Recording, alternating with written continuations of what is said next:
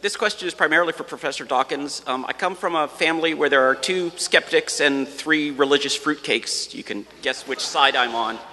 Anyhow, I was just wondering, with your experience, if you've ever found a good way to hit the fruitcakes upside the head with some rational thinking and actually get them to pay attention. It would be nice to say that all we need to do is to expose them to scientific evidence.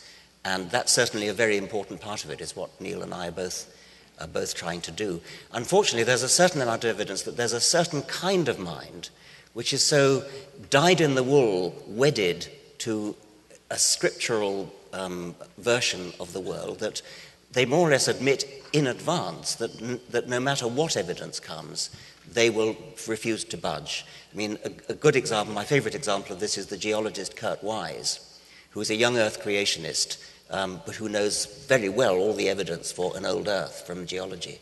And he has actually said in these very words, I think I quote him approximately right, if all the evidence in the universe pointed to an old Earth, I would be the first to recognize the evidence, but I would still be a young Earth creationist because that is what Holy Scripture tells me.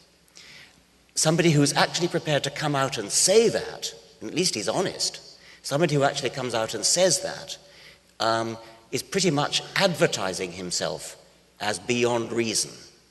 He's absented himself from the rational discussion which the rest of us are having by announcing in advance that Scripture is going to take precedence over evidence. And here's a man who knows the evidence.